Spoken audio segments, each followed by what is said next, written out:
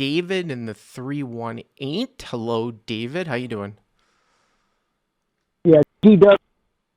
Okay, DW. I'm sorry, DW. Yeah, Oh, yeah. DW. This Excuse is me, DW. Sorry. yeah, Yeah. 225 Okay. 1000 cap MGM Detroit pre-COVID. Okay. Place I They're have nine-handed. I have never been Uh, to MGM Detroit. But interesting. Okay, so nine-handed. Yeah.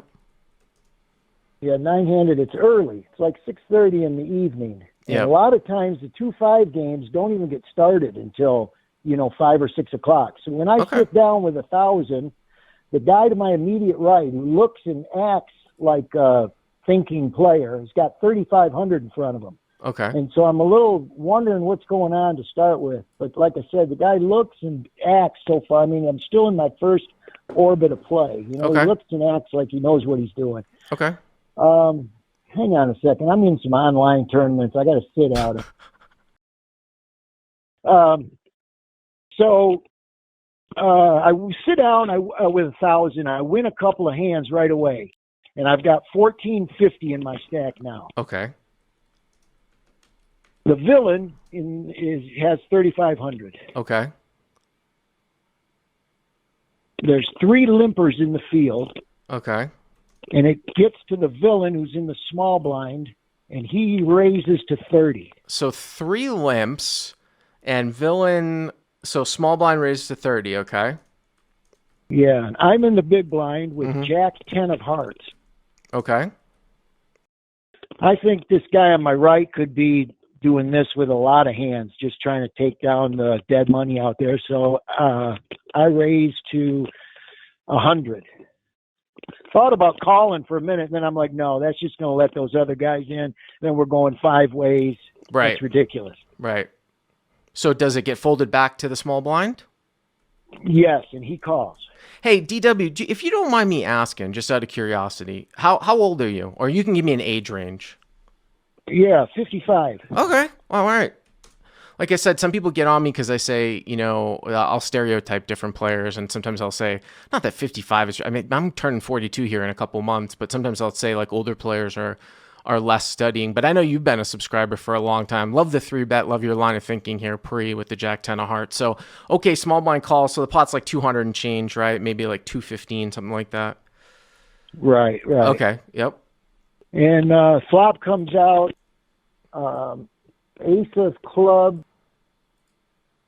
7 of hearts, 3 of diamonds.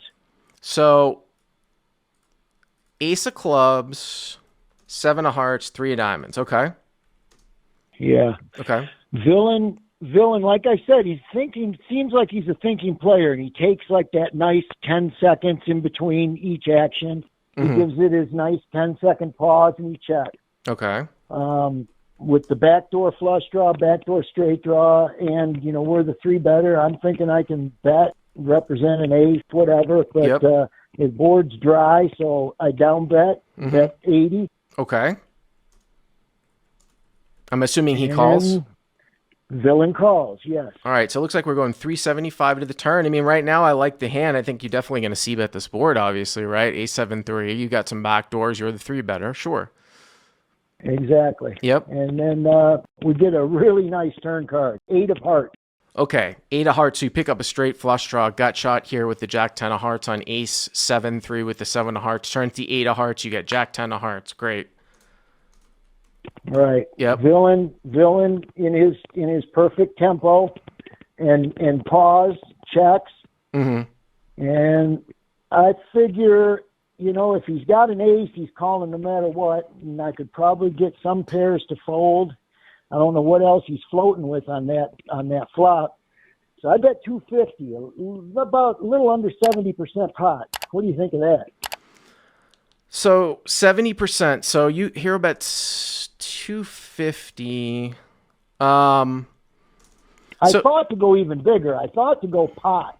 Yeah. And then I thought, well, what is that accomplishing? I mean, if he's got an ace, he's going to call no matter what. And if he doesn't have an ace, he's probably going to fold the to 250. So I don't know. I think that's actually a good line of thinking. I mean, I don't necessarily know what the optimal solution is, but if we work what you just said out, I think that, for example, maybe we don't think about this deep.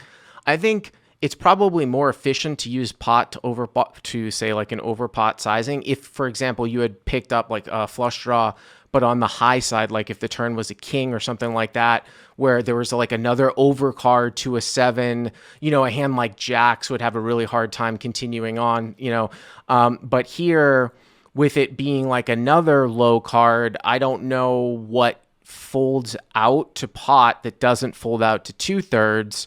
So that might be a pretty efficient sizing here when you think about it, right? You know what I'm saying? So it probably has to do with the texture on the turn. So I can get on board with it. He calls again? Yeah, I like that though. If an overcard, a bigger card would have come out, then you could put pressure on more hands. Sure. With the bigger bet. I like that. Thanks. All right, and then he calls. Again in like his perfect flow and pause and tempo, and now I'm really feeling like he has an ace.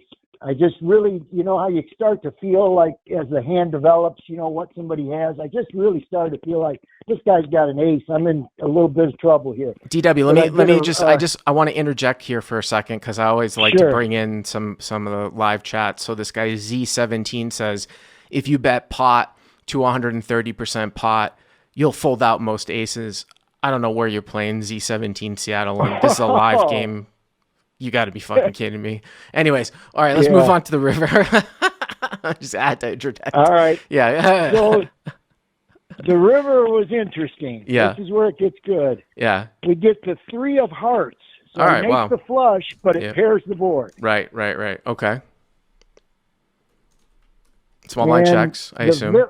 No. In perfect flow and timing, he jammed for effectively, for my stack, 1,020 effective into 875. Oh, I thought he check raised the river here when I was reading the email. All right, so he just opened rips. He opened rips here. Yes, on the river. Well, I mean, obvious. All right, so this is actually, I think, easier than what I thought this was going to be, which was you bet and he jammed on you, which would be a much tougher decision. So obviously he can have ace X here of hearts, right? Because that's represented. But I mean, there are even some flushes here that you beat that could be in this spot here, I mean, it's interesting that you say you raise out of the small blind. You wouldn't think that like 5-6 suited here, or 4-5 suited would be in there or something like that. But I don't know anything about this guy. Who knows? Maybe, I mean, once in a while, like he could have 3x here and he was going to try to represent the heart. I'm never folding here to an upfront jam. I thought that this was going to be a check raise on the river all in. When you make a backdoor flush here in a 3-bet pot, the guy's he's not supposed to have aces full here, right? You'd think he'd 4-bet you. I don't think he would play aces full here as an open rip, check call, open rip. So, I mean, really, like, you're just looking at, okay, I mean, I guess he can have some of these, like, backdoor broadways. I mean, you bet 80 into 215, but, I mean, I'm trying to think, like, if I had king jack or king queen of hearts on a7-3 and you went 80 into 215 on an ace high board, I don't even know if that's really a call. You know what I'm saying? That's really optimistic. Yeah, with just pure backdoor hearts. So I mean, this is ace X of hearts or nothing, right? I snapped this. I'm sorry. What did you end up doing? Well, I tanked and I tanked and I tanked. And my first reaction when he jammed, I kind of looked over. I said, what do you have, quads? Uh-huh. And he was very stoic. And I guess a lot of crush life poker came out because I just started thinking, well, what does this guy have, and what can he have? And I'm like, did he flop a set, and I think if he had a set of sevens or the set of threes, as you say so often, we probably would have heard from him by now. Well, there has to be raised the turn or the river. There has to the turn or the flop or the turn. It's not all. I mean, he's not always going to do it, but there has to be a frequency. And also too, going back to pre-flop, is he raising to 30 over limps with threes? Maybe he's doing it with sevens, right? I don't know. Tell us what happened. Okay, it's kind of weird because as I'm thinking through it, then I said, well, would he have like just the stiff ace of hearts? Turn that into a bluff, maybe. And I started thinking Kind of like weird. ace queen with the ace of hearts, ace jack with the ace of hearts, and he's trying to get me off of ace king or ace queen. I mean, I think And anyway, that would be a very said, poor. I think that would be a very poor play by him. But I mean, I guess it's possible. Like that, those hands are way too strong, I think, to do that. So what ended up happening? what ended up happening was after a very long tank call, Okay. and he turns over ace of hearts, king of clubs. Wow. So And I turned over my flush, and the whole table, half the table went bananas. They're like, "What the fuck? You got a flush? It took you that long to call? What are you doing? What are you doing?" So I'm like, "What do I be?" let me give you some parting thoughts here, DW. Here, I think the villain probably thought that he was value betting here, and it's quite interesting. Usually, when he has the ace of hearts here, like I don't think he's turning this into a bluff with like ace jack with the ace of hearts. I actually think that he's like, all right, this is great. Like, I'm going to get this guy to call with an ace here. I'm also protected. Let's say I'm the villain, DW, against you. I'm protected from you actually having the nut flush here. And Yeah, also that makes too, a lot of sense. and also too, maybe once in a great while you fold out ace king, the same hand, right? Can't you Right. have ace king the same hand?